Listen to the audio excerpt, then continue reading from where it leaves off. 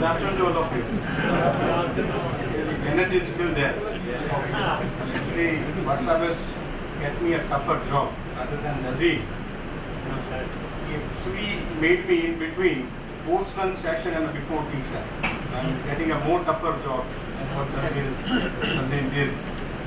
So my again kind regards to post-session members, Nadreen, Sujata Madam, my mentor, WhatsApp, my guru, Dr. Pandya is there, under which I did my MPhil, esteemed guests,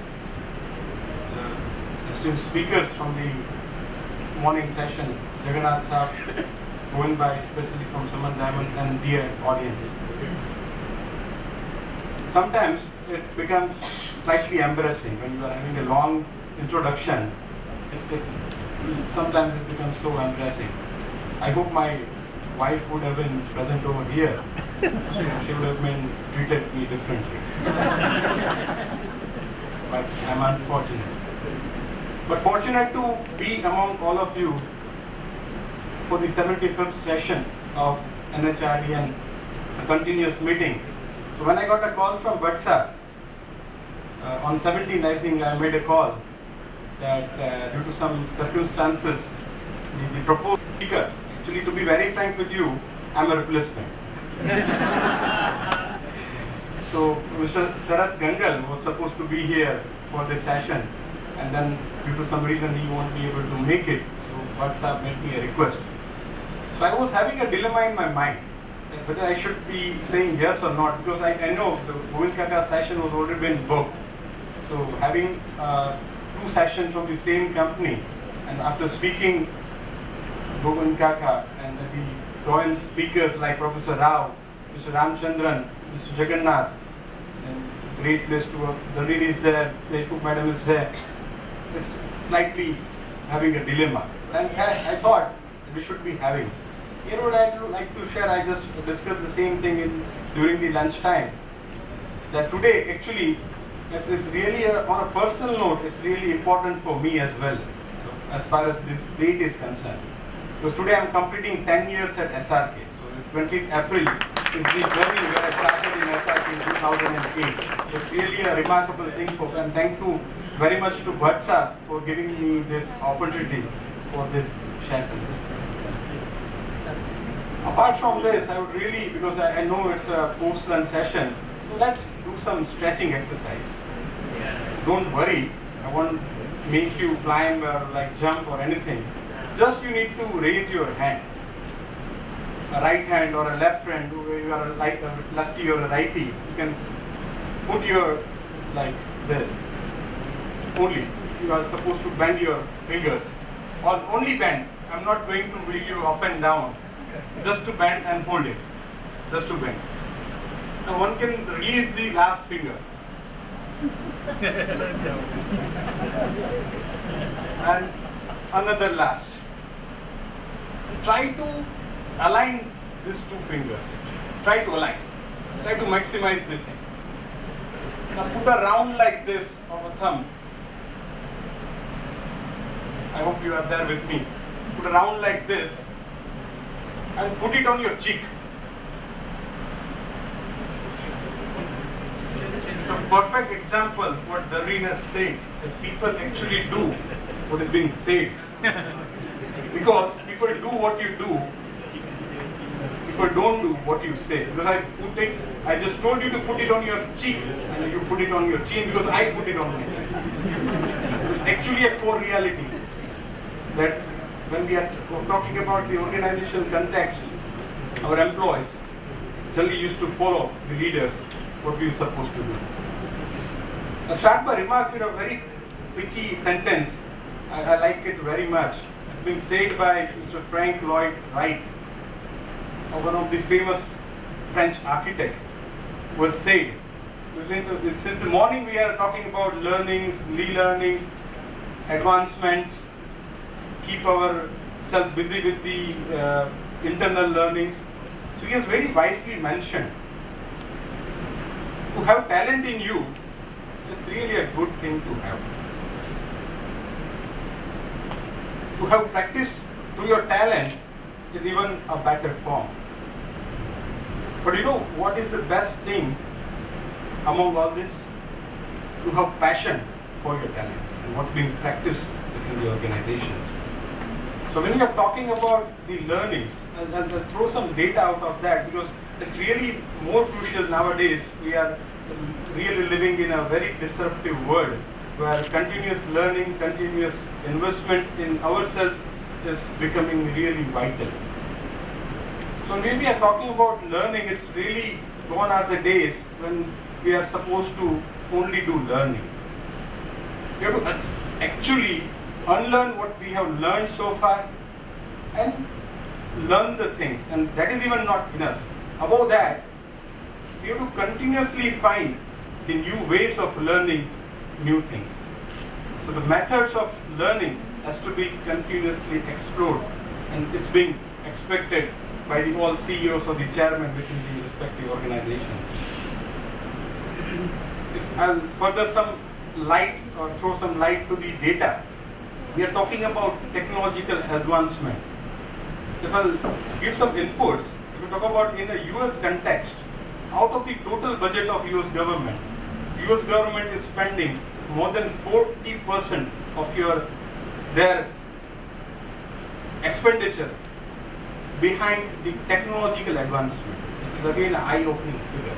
And that's why we can say that US is still ahead than India. But India is, I'll share the data of India in context later on. Himanshu from RT Industries has made a very remarkable presentation. It was really insightful, step by step. You were discussing in the break that it was being so nicely captured. Each and every process was being.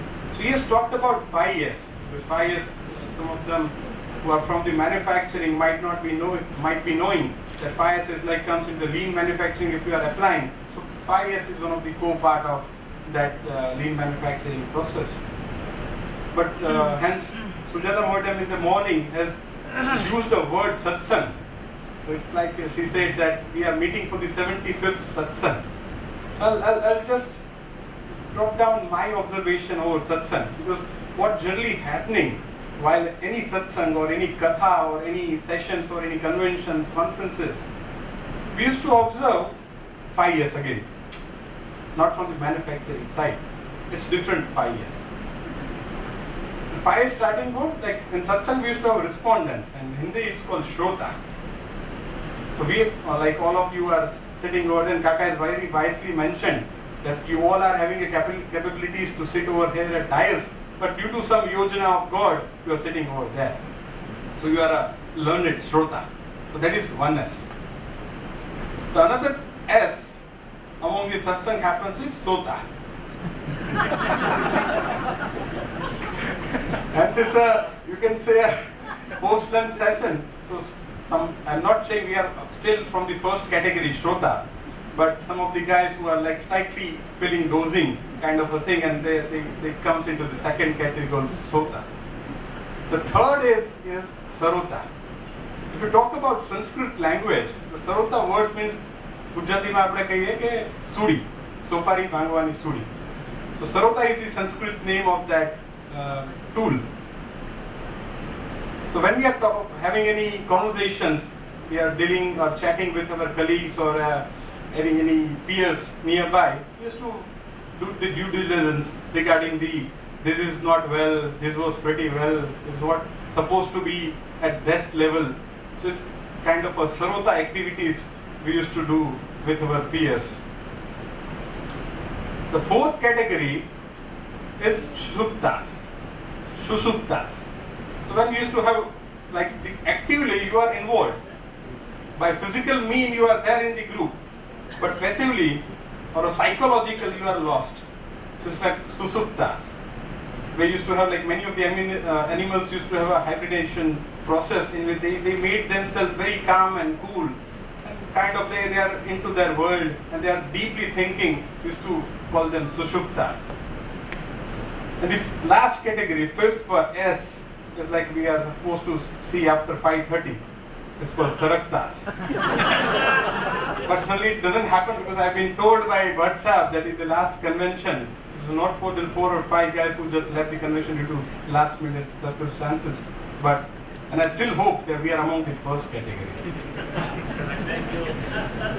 So, apart from that, what I was talking about in the, since I was hearing from the morning sessions, we was talking about learnings and developing the things. So whilst having said that, we cannot really avoid what is happening across the globe, especially in the organization construct. We used to call FAGA companies, like Jardine has mentioned about some of the large MNCs and their index in the Great Place to Work. They are working pretty hard to get the organization to a class apart level where the happiness index and the cultural index has to be there on a class apart. So if we talk about FAGA companies, how many of you are aware regarding FAGA companies? FAGA, again a Fortune 500 companies. Any guesses from the audience, like which are the FAGA companies? It's very simple. Facebook, Amazon, Google, and Apple. So if I talk about FAGA companies, it's really interesting because nowadays Facebook is there in a deep, you can say, interest, because some of the guys have even changed the logos of the Facebook. After the data leak, they put the NAP into reverse and they put the data like a water tap and they change the logo of Facebook. So world is really dynamic in that sense.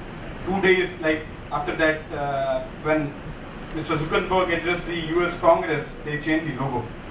It's not officially, it's being again on a gesture.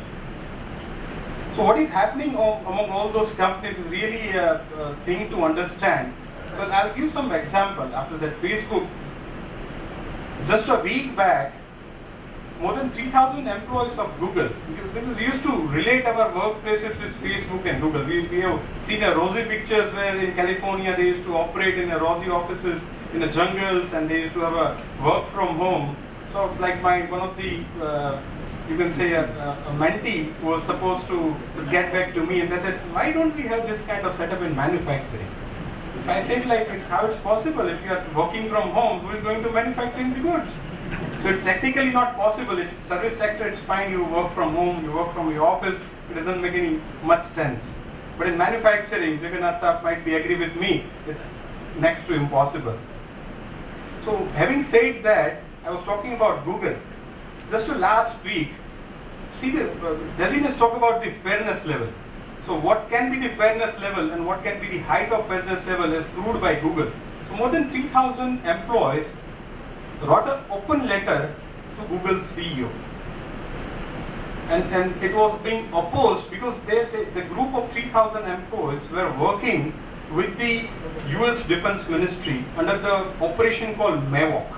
They were working on a project where the drones capability is going to be enhanced.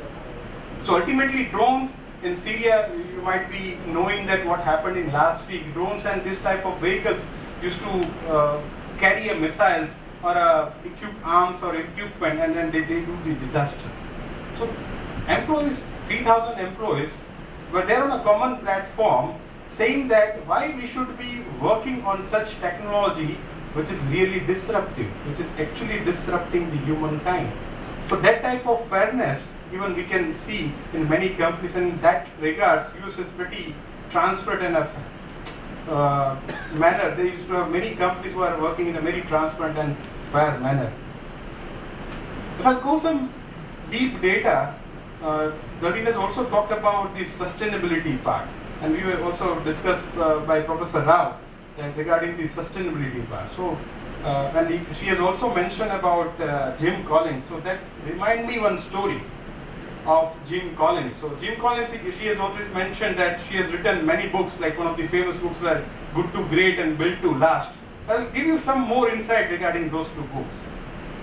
So Jim Collins, you must be knowing that he's a very famous author who has studied most of the Fortune 500 organizations in his lifetime, and after that he just written these books, Good to Great and Built to Last.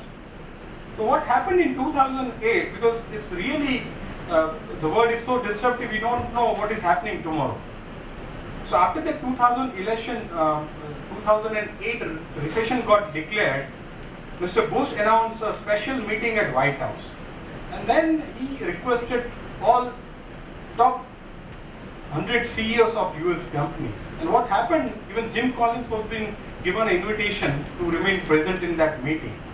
The meeting was going on, they were discussing the things, and because Lehman Brothers, that thing happened, so after they were in dilemma that what can be happen to our organization and what can be ultimately happen to the US economy and could be the impact on the global economy.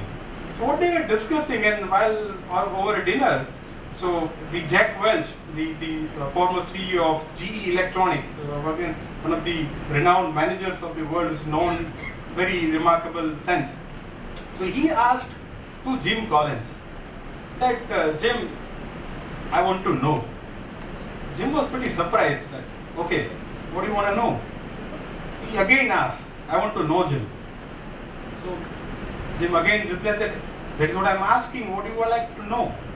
So then said, I would like to know whether my organization, which is really going good, is like going to be sustained tomorrow. Because Lehman Brothers, the top management of Lehman Brothers, were not knowing just before night that they would get lost tomorrow. So then after, it forced Jim Collins to think upon that part, because he, till that time, he has studied all those successful organizations which did the remarkable thing in the Fortune 500 companies. And just for your knowledge, it started in 1955, where as of now, more than 6,000 companies have moved into the Fortune 500 list and came out. So, and you would be more surprised to hear the figure that there are not more than 70 companies who actually were there in 1955 and that is still there in 2017 list. So that was a sustainability issue. What are the core characteristics of the company which make them succeeded and make them retained into the list? So till that time, Jim was not thought of to have a study on the why actually someone failed. And one incident happened post that. He was a sprinter, and he was to do a quick sprint with his wife in the morning. So what happened is his wife was a very fast sprinter than Jim. So she always used to win in the sprinting exercise. And after 6 months, his wife been diagnosed with a cancer. And out of the curiosity, Jim actually was not been able to understand. She was a sprinter, she was a fast sprinter than him, and must be her lungs were more functional than Jim. Then why she was being diagnosed with a lung cancer? So that thought or that incident made him forced to write a book and study the organization who suddenly got failed, and then after he write the third book, How the Mighty Fall. You must be going through that book, and it's really insightful, in which he has studied most of the organizations who got succeeded, ratchet up to a certain level, and that got failed. If I talk about the organization context, and I was quoting that if I talk about the Indian context, the countries who are facing the socio-economical transformation is really having more challenges than the developed countries like US and Europe. So if I talk some data, the socio-economical transformation started in India and China. I'm not talking about India and China in other way, but almost at the same time. In China it started around 1978, and in India it started in 1991, and the UPA government started led by Narasimha Rao and led by Rajiv Gandhi and all. So the countries who are actually facing the socio-economical transformation are having more challenges. And in that era, if I talk about 1991, that was the first batch of millennials. How many of you are aware who can be called a millennial? I just throw some light. What can be a person who is born between 1980s, between 80s to 2000, 1980s to 2000. It's called a millennial batch. I'm still a millennial, but from my appearance, I'm a Gen X. But millennials are those guys who have been born between 1980 to 2000, in that period. And that was the first batch of the millennial one. So you can imagine what can be the psychological dilemma of the person who are actually born in that phase and join the organization. So because it's really crucial to how to handle and how to make them engage at the workplace. That is the most critical thing to have it. So if you talk about any organization textbook, you would be finding there are two characteristics which is being rated or presented on the most challengeful characteristics of any companies worked out in 21st century. And these two characteristics are the effect of the globalizations and the technological advancement. So these two factors are a most critical factor for any organization to make their workforce more engaged.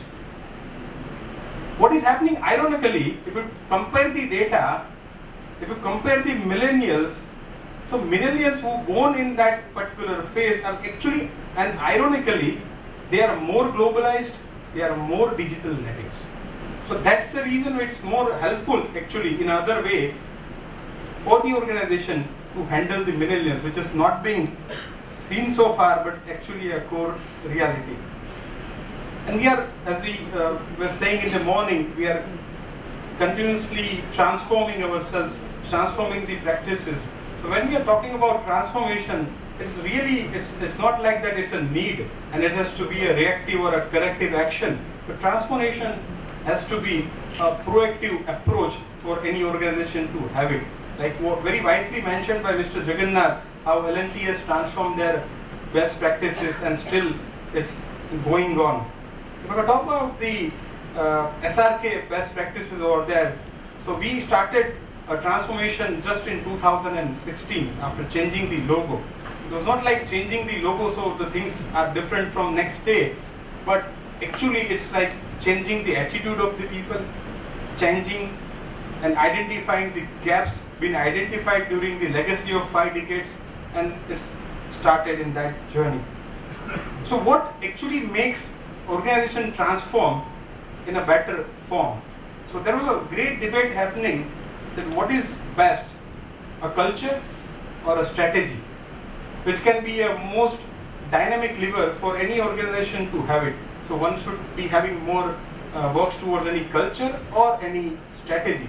So there was a famous, I should not quote as a case study, but it was an example of Titanic. We have all seen Titanic movie, right? How many of you have seen Titanic? We all knowing that story, how it broke down and just drained into the sea. But if you see Titanic in an organization perspective, so our organization sometimes, especially large organization, the hierarchical gaps become so long, so it takes time to take the decision, and sometimes it becomes so late. So what is happening, if I'll talk onto the organization perspective, a simple story when the ship was sailing at night and they save an iceberg, and the seaman who was actually allocated the duty to warn the captain that the iceberg is safe. So at first nobody took him seriously.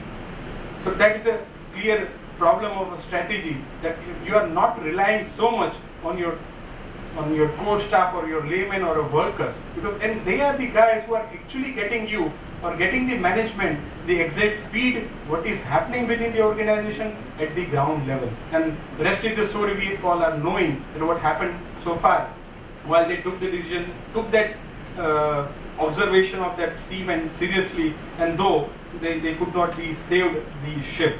So sometimes it's happened because we are not being able to get the sense what is being happen at the ground level. So when we are talking, sometimes I used to attend many conferences. Yesterday I was there in SAP Digital event, been invited as one of the session member at Mumbai, and literally completed that session, drew down to Andheri, caught my train at night at 2 a.m. and in the train and the waiting room, unfortunately even my train got late, so I was there in a waiting room. I just put my notes over the for the session, because like since 3 days I was keep on traveling.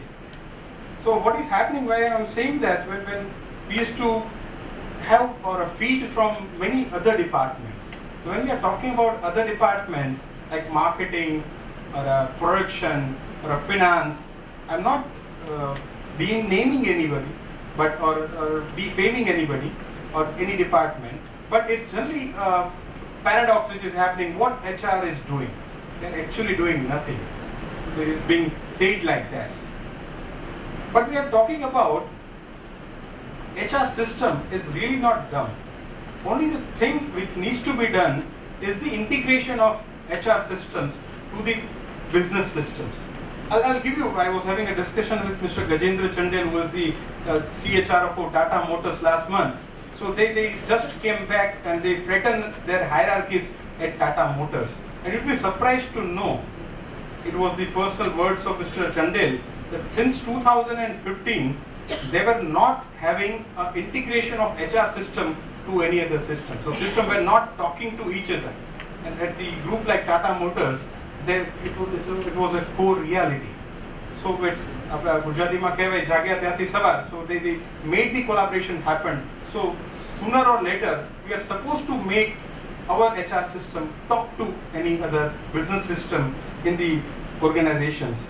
And we are generally becomes in a biggest dilemma that CEOs are handling everything. So days are gone when CEOs used to handle everything. The organization, the companies have become so dynamic that they actually don't handle everything. It's the people within the organization who are handling the company. So when we are talking about the engagement part, we are talking about that. I've been told to give some insight over the engagement.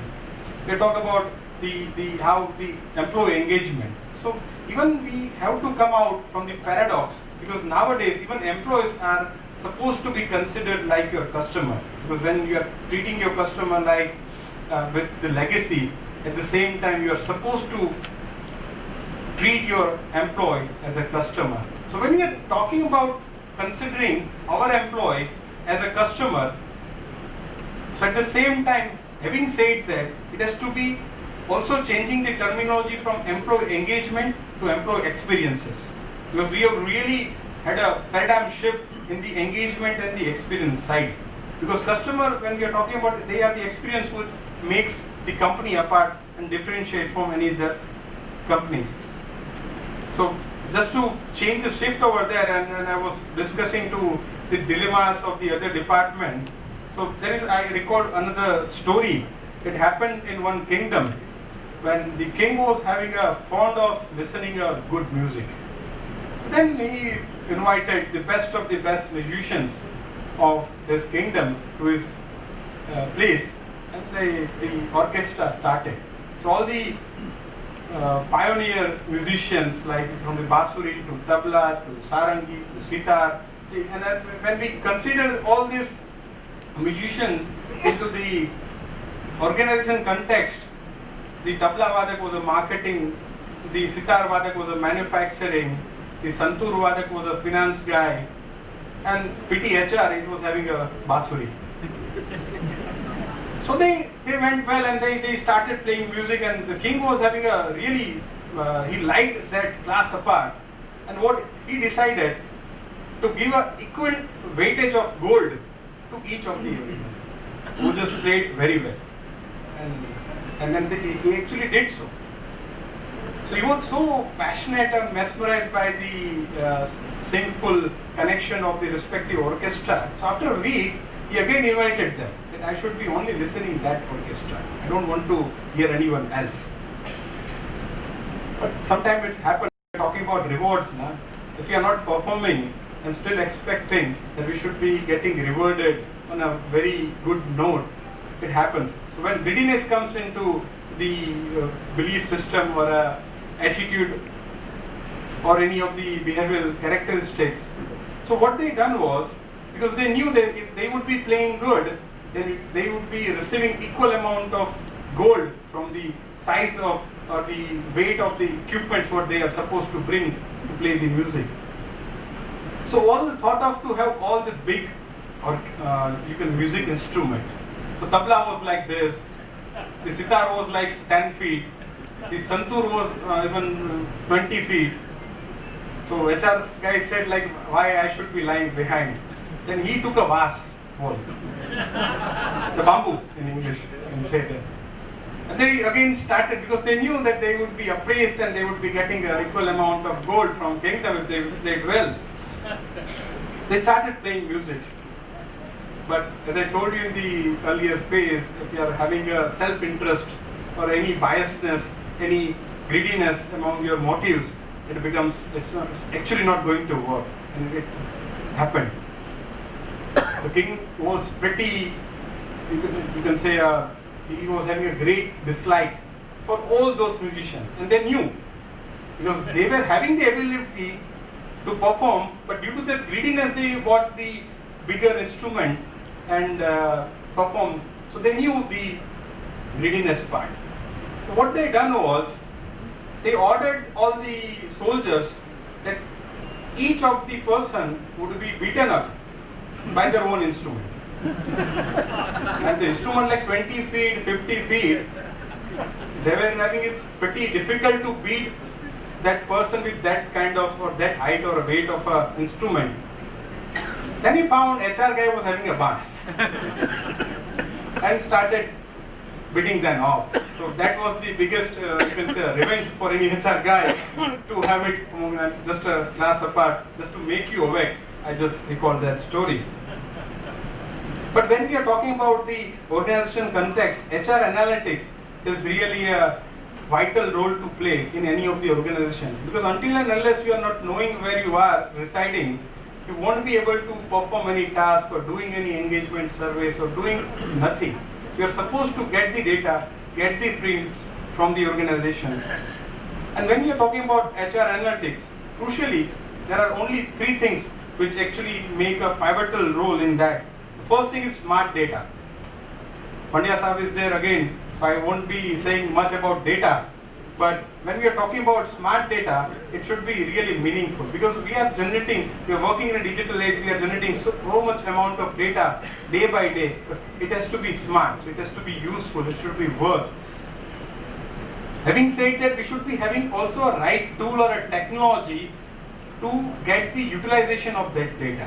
That is again a meaningful thing, and it should be equally communicated to the respective stakeholders who are going to utilize that data, that what exactly I am going to take out of that. So that is the thing when this HR analytics can be a pivotal role in the employee engagement. We must be knowing there is another famous management guru called Joseph Juran, who invented a theory called law of a vital few. Because we knowing that we have talked about the high performing organization, so only high performing organization then it can be possible when we are having a high performance workforce. So it's been argued by that research that only 20% of your workforce is contributing to your 80% of your total output. So when it's so much of less that contributing so much large to your business. Very wisely mentioned. It did one case study also by Deloitte, in which they mentioned they diversified or they identified two types of managers, because I'm also supposed to deliver that what kind of manager we are expecting. So it has been identified two types of manager. One are there, the effective managers, and the second ones are challengeful managers. So being a manager, we should be having in either of these two buckets.